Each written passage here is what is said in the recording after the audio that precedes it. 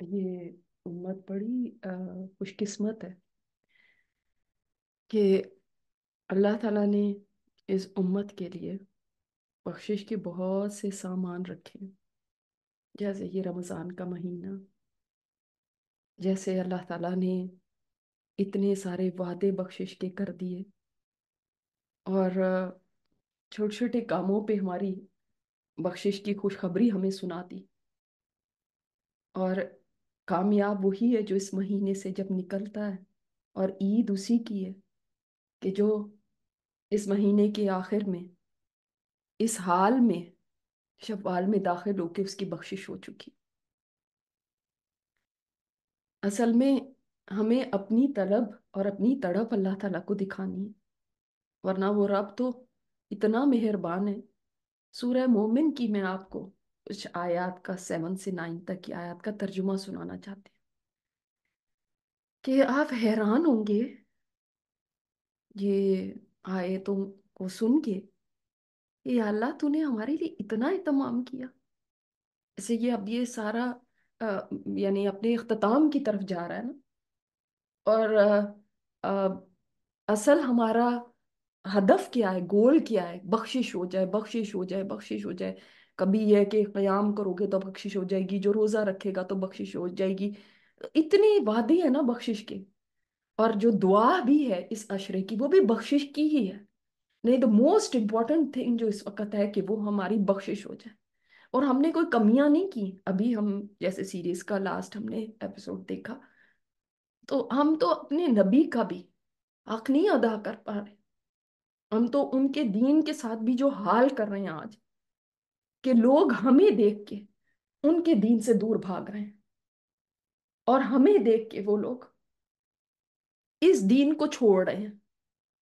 ہمارا کردار بجائے اس کے کہ ایسا ہوتا کہ لوگوں کو بلاتے تاکہ میرے نبی نے جو قربانیاں دی ہیں واقعی، پھر ہم ان قربانیوں کا کچھ نہ کچھ ان کو کمپنسیٹ کرنے کی کوشش کرتے، کچھ نہ کچھ ان کو اس کا جو ہم تو کچھ اور نہیں دے سکتے، مگر کچھ نہ کچھ اس کی لاج رکھ کے اس کلمے کی، اور ان کے مشن کو آگے بڑھا کے ان کو خوش کر دیتے۔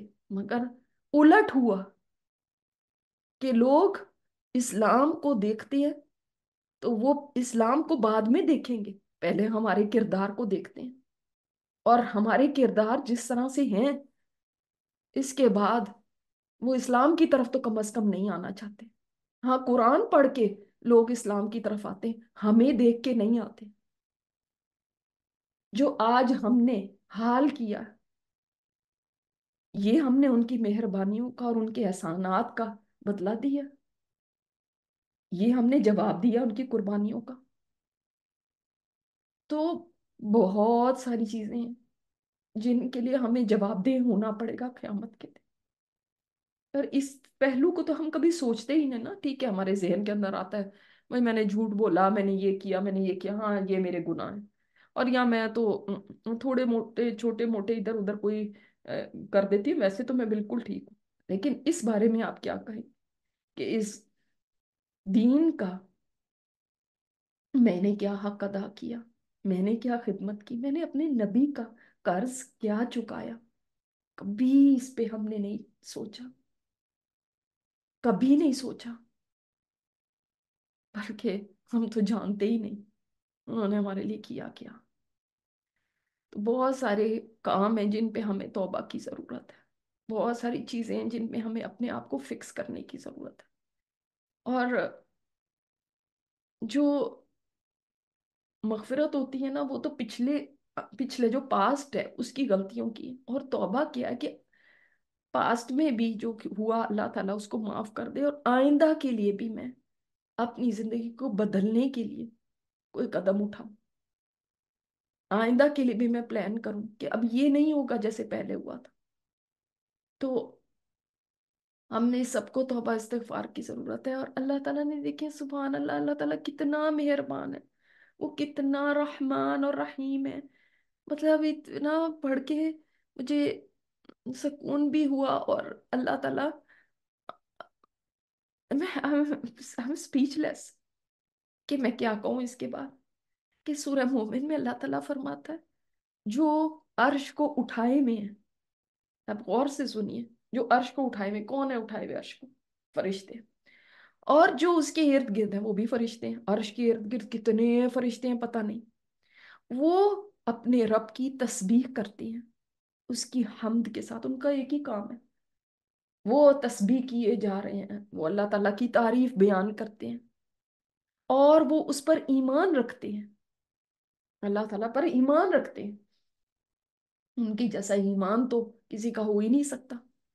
और वो क्या करते हैं, ये बात आप सुने अब। वो क्या करते हैं, वो ईमान वालों के लिए मगफिरत की दुआएं करते हैं। अल्लाह अकबर। और उनकी दुआ को अल्लाह ताला ने कोट किया यहाँ पे सूरह मोमिन में। अल्लाह ताला ने उनकी दुआ को कोट किया है। सोचे, मुझे बताएं, फरिश्ते क्या अपनी मर्जी से कोई काम करते हैं? नहीं। वो क्यों कर रहे होंगे? अल्लाह ताला ने उनको हुक्म दिया होगा। और ये दुआएं वो क्यों कर रहे हैं? जाहिर है अल्लाह के इज़्ज़त से कर रहे हैं। उनको अल्लाह ने ही दुआएं सिखाई होंगी। तो अल्लाह रब्बुल इज़्ज़त ने उनको क्या दुआ सिखाई है, वो कैसे ईमान वालों के लिए मगफिरत की दुआएं करते हैं। हमें तो पता नहीं अपनी मगफिरत की इतनी फिक्र भी है कि नहीं है। सोचे कि ईमान वालों के लिए वो फरिश्ते दुआएं कर रहे हैं, जो अर्श को उठाए हुए, जो उसके इर्द गिर्द है, जिनका काम है अल्लाह की तस्बीह बयान करना। वो कितने करीब है अल्लाह ताला के लिए। वो वहां पे क्या दुआ कर रहे हैं, उनकी दुआ तो सुने। वो कहते हैं, ए हमारे रब, तेरी रहमत और तेरा इल्म हर चीज का अहाता किए हुए। यानी सबसे पहले अल्लाह ताला की तारीफ बयान कर रहे हैं। फिर वो कहते हैं, बस तू माफ कर दे ऐ अल्लाह उन लोगों को जो तौबा करते हैं। अल्लाह अकबर, अल्लाह अकबर। यानी जब हम तौबा करते हैं ना, तो हमारी सिफारिश कौन कर रहे हैं? सुभान अल्लाह।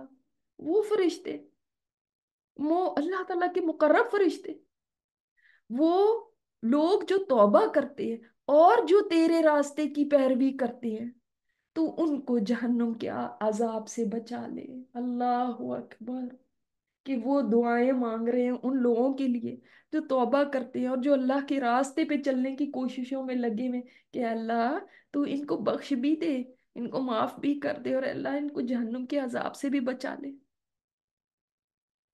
फिर वो यहीं तक नहीं रुकते, वो यहीं तक नहीं रुकते। हमने कभी सोचा है इस तरह की कि वो क्या क्या कह रहे हैं? वो इससे आगे भी कहते हैं, इससे आगे क्या कहते हैं, ए हमारे रब, तू उनको हमेशा के बागात में दाखिल कर देना, यानी जन्नत में। ओ अल्लाह, हमारी दुआएं तो पता नहीं क्या होती हैं, लेकिन वो जो ईमान वालों के लिए दुआएं करती हैं, कितनी खूबसूरत दुआ है कि ए अल्लाह इनको बख्श भी दे, ए अल्लाह इनको जहन्नुम के अजाब से भी निजात दे दे, और ए अल्लाह इनको हमेशा के बागात में भी दाखिल कर दे जिनका तूने उनसे वादा किया। और फिर चलो यहाँ तक बात होती तो भी समझ आती थी, इसके आगे भी सुन ले। इसके आगे वो क्या कहते हैं, "ऐ अल्लाह इनके साथ इनके वालदेन, इनकी बीवियों को और इनकी औलादों को", बीवियों से मतलब ये मर्द हैं तो औरतें, और औरतें हैं तो उनके स्पाउसेस, जो भी इनके स्पाउसेस है, अजवाज हैं जो इनके, तो इनके वालदेन, इनके अजवाज और इनकी औलाद में से जो साले हों, जो नेक है, उनको भी दाखिल कर दे। यानी उनके लिए भी ये सारी दुआएं। इसका मतलब है कि हम जो भी अमल कर रहे हैं, हमारे ऊपर डबल जिम्मेदारी है। हम अपने लिए भी करें और ये भी सोचें कि अगर हम नेकी के रास्ते पर चल पड़े तो इससे कितने लोगों को फायदा हो जाएगा। हमारे माँ बाप को भी होगा, हमारे अजवाज को भी होगा, हमारी औलादों को भी होगा, अगर वो नेक है। लेकिन अगर उनके दर्जे थोड़े कम भी हैं, तो फरिश्ते उनके लिए दुआएं कर रहे हैं कि अल्लाह उनको भी इन बागात तक पहुंचा देना, अल्लाह तू उनकी भी बख्शिश कर देना। यानी एक नेक बंदे की वजह से कितने लोगों को दुआएं मिल रही हैं। तो कोई पीछे भी है फैमिली में, तो आप आगे बढ़ जाए ना, आप आगे बढ़ जाए। इसका मतलब आपको उनके लिए भी काम करना है। फिर वो कहते हैं, अल्लाह तू बेशक बड़ा गालिब है और हिकमत वाला है। और यहाँ तक भी नहीं, अभी अभी और भी है उनकी दुआ आगे, "ऐ अल्लाह उनको बुराइयों से बचा ले اور جس کو تُونے اس دن برائیوں سے بچا لیا تو ان پر تُونے رحم کیا، اور یہی بڑی کامیابی ہے کہ اللہ تو ان کو آئندہ بھی بچا لینا اللہ، یعنی پچھلے تو ان کے، میں کہتی ہوں اس طرح تو ہمیں اپنے لیے بھی نہیں دعائیں مانگنی آتی، اللہ پچھلے تو گناہ بخشی دینا، آگے بھی ان کو برائیوں سے بچا کے رکھنا۔ اللہ اکبر، اللہ اکبر۔ تو یہ امت کتنی خوش قسمت ہے کہ اللہ تعالیٰ نے ان کے لیے فرشتوں کو دعائیں کرنے کے لیے لگا دیے۔ اب ہمارا کام ہے کہ ہم توبہ کرنے والوں میں شامل ہوں، ہمارا کام ہے کہ ہم ان لوگوں میں شامل ہوں جو اللہ کے راستے کے اوپر چلنا چاہتے ہیں، تبھی ہمیں ان کی دعائیں ملیں گی نا، کیونکہ یہ ان لوگوں کے لیے دعا کرتے ہیں۔ وہ کہہ رہے ہیں نا کہ اللہ تو ان لوگوں کو معاف کر دے جو توبہ کر رہے ہیں اور جو تیرے راستے کی پیروی کر رہے ہیں۔ تو ہم کر تو نہیں رہے مگر ہم چلنے کی کوشش کرتے ہیں، گرتے ہیں اٹھتے ہیں پھر چلیں، پھر گریں گے پھر اٹھیں پھر چلیں، لیکن چھوڑنا نہیں اس راستے کو، اسی پہ چلنا ہے۔ ہمیں کتنی ہرس ہوتی ہے، آپ میرے لیے دعا کیجیے، آپ میرے لیے دعا کیجیے، وہ آپ کو فرشتوں کی دعائیں مل جائیں گی اگر آپ توبہ کرنے والے ہیں اور اللہ کے راستے پہ چلنے کی کوششوں میں لگے ہوئے ہیں۔ اور صرف یہی نہیں، میرے پیارے نبی جو ہیں وہ بھی اس دنیا سے جانے سے پہلے اپنی امت کے لیے دعائیں کرتے بھی گئے۔ ابھی امتی آئے بھی نہیں، پیدا بھی نہیں ہوئے، تب بھی وہ ان کے لیے دعائیں کرتے تھے، جیسے ہم اپنی نسلوں کے لیے کرتے نا۔ ہماری نسلوں بیچاریوں کو تو ابھی کیا پتا ہوگا، وہ جو بھی آنے والی نسلیں ہیں، ہماری تھرڈ جنریشن فورتھ جنریشن، کیا کون آئے گا، ہم ان کے لیے آج دعائیں کر رہے ہیں۔ وہ کیا جانے، وہ تو شاید جب پیدا ہو ہمارا نام بھی نہ جانتے، لیکن سبحان اللہ، میرے نبی اس وقت ہزاروں سال پہلے آپ نے اپنے امتیوں کے لیے دعائیں کی۔ سیدہ عائشہ رضی اللہ تعالیٰ عنہ فرماتی ہیں، میں نے ایک دفعہ نبی صلی اللہ علیہ وسلم کو بہت خوش دیکھا، تو میں نے کہا اے اللہ کے نبی، آپ میرے لیے دعا کریں، جیسے ہم کسی کو کہہ دیتے نا آپ میرے لیے دعا کریں، بس کہ آج بڑا اچھا موڈ ہے تو آپ میرے لیے دعا کریں۔ چنانچہ آپ صلی اللہ علیہ وسلم نے یوں دعا کی ہے، اللہ عائشہ کے اگلے پچھلے اعلانیہ اور مخفی سب گناہ معاف کر دے، اگلے پچھلے اعلانیہ مخفی سب گناہ معاف کر دے۔ یہ دعا سن کے عائشہ رضی اللہ تعالیٰ عنہ کو تو اتنی خوشی ہوئی، اتنی خوشی ہوئی کہ ہنسنا شروع ہو گئی، اور ہنستے ہنستے ہنستے ہنستے ان کا سر آپ صلی اللہ علیہ وسلم کی گود میں جا گرا، جیسے ہوتا ہے نا ایسے لوٹ پوٹ ہو جاتے ہیں ہنس ہنس کے خوش ہو کے۔ تو آپ صلی اللہ علیہ وسلم نے فرمایا اے عائشہ، کیا میری دعا نے تمہیں خوش کر دیا؟ تو عرض کیا بھلا مجھے آپ کی دعا کیوں نہ خوش کرے، یعنی یہ تو ہے ہی ایسی دعا کہ کیوں نہیں میں خوش ہوں گی۔ تو جانتے ہیں میرے نبی نے کیا فرمایا؟ آپ صلی اللہ علیہ وسلم نے فرمایا عائشہ، اللہ کی قسم، میں تو ہر نماز میں اپنی پوری امت کے لیے یہ دعا مانگتا ہوں۔ یعنی عائشہ رضی اللہ تعالیٰ کو تو آج یہ بات بتائی ہے، ان کو تو آج یہ دعا دی، میں تو اپنی ساری امت کے لیے ہمیشہ ہی دعا مانگتا رہتا ہوں۔ اللہ اکبر، اللہ اکبر، اللہ اکبر۔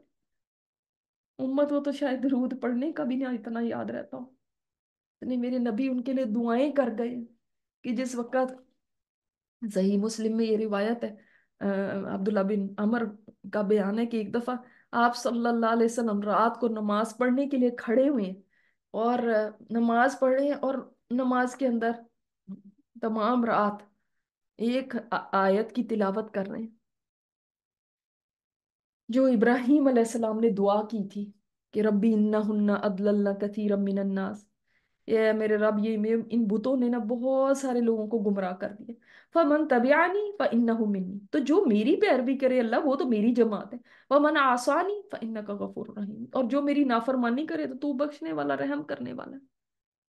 پھر راوی کا بیان ہے کہ اس کے بعد نبی صلی اللہ علیہ وسلم نے عیسیٰ علیہ السلام کی جو دعا تھی نا، وہ قرآن میں ہے، وہ آیت سورہ مائدہ میں وہ تلاوت کی، ان تعذبہم فانہم عبادک، کہ اے اللہ اگر تو ان کو عذاب دے، تو تیرے بندے ہیں، چاہے تو عذاب دے دے، میں کیا کہہ سکتا ہوں، مطلب ہے کہ تیرے بندے ہیں، تو چاہے تو عذاب دے دے، وَإِن تَغْفِرْ لَهُمْ فَإِنَّكَ أَنْتَ الْعَزِيزُ الْحَكِيمُ، اگر تو معاف کر دے तो तू गालिब हिकमत वाला है। आप सल्लल्लाहु अलैहि वसल्लम ने जब ये आयत पढ़ी ना, तो रोते जाते थे, रोते जाते थे। और दोनों हाथ उठा के फिर फरमाया, अल्लाहुम्मा उम्मती, अल्लाहुम्मा उम्मती, अल्लाहुम्मा उम्मती। यानी रो रो के अपनी उम्मत को याद करें कि अल्लाह, मैं ये नहीं कहता कि अल्लाह तू चाहे तो अजाब दे दे, तेरे बंदे तू चाहे तो, अल्लाह मेरी उम्मत है उसको माफी कर दे। इतना रोए आप सल्लल्लाहु अलैहि वसल्लम कि जिब्राईल अलैहिस्सलाम को अल्लाह ताला ने हुक्म दिया, जाओ जाके मेरे नबी से पूछो क्यों रो रहे हैं। हालांकि अल्लाह ताला को मालूम है। जिब्राईल अलैहिस्सलाम तशरीफ लाए और आप सल्लल्लाहु अलैहि वसल्लम से सवाल किया कि आप क्यों रोते हैं। आप सल्लल्लाहु अलैहि वसल्लम ने फरमाया, मैं अपनी उम्मत के लिए रोता हूँ। अल्लाह ताला ने जिब्राईल अलैहिस्सलाम से फरमाया, मेरे नबी से कह दो जाके कि मैं आपको आपकी उम्मत के बारे में खुश करूंगा। कभी हम भी रातों को रोए हैं इतना, अपने लिए भी कभी इतना रोए हैं। और मैंने नबी की शफकत देखे, और इस उम्मत में हमारे जैसे निकम्मे हैं जिन्होंने सारी जिंदगी अपने नबी की ये भी नहीं जाना कि उनकी जिंदगी क्या थी, उनकी सीरत क्या थी, उनके दिन और रात क्या थे, उनके तरीके क्या थे, उन्होंने मेरे लिए क्या कुर्बानियां दी, वो क्या करते थे, उनके हालात क्या थे, वो किन किन चीजों से गुजरे, किन किन अजियतों से गुजरे, उनका एक एक दिन कैसे गुजरता होगा। इन्होंने कभी बॉदर ही नहीं किया। इसको जानने तक का इनके पास वक्त नहीं। उस नबी के कलमे को आगे पहुंचाना तो दूर की बात है, उनका कर्ज अदा करना तो भूल ही गए है ना। ये तो इनको तो ये भी नहीं पता कि कोई कर्ज भी है इनके ऊपर। तो साथ बयान फरमाते कि हम लोग आपसे सल्लम के साथ मक्का से मदीना की तरफ रवाना हुए, और जब एक मकाम पे पहुंचे तो नबी सल्लल्लाहु अलैहि वसल्लम सवारी से उतर गए और हाथ उठा के देर तक अल्लाह की बारगाह में दुआ करते रहे। फिर सज्दे में गिर गए और देर तक इसी हालत में पड़े रहे। फिर सर उठा के दुआ के लिए हाथ फैलाए। फिर देर तक सर्दी में सर रख के पड़े रहे। फिर उठे, फिर दुआ की, फिर उसके बाद फिर अपनी पेशानी जमीन पे रख दी। यानी दुआ फिर सजदा, फिर दुआ फिर सजदा। जब इससे फारिग हुए साहबा ने पूछा कि ये क्या।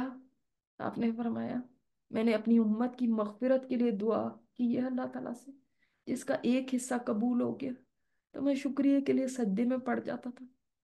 फिर मजीद दुआ की, फिर कबूल हो गया, मैं फिर सजदे में चला गया। उसके बाद फिर दुआ की और अल्लाह ताला ने वो भी कबूल कर ली, तो मैं सजदे में चला गया। इस तरह 3 दफा हुआ।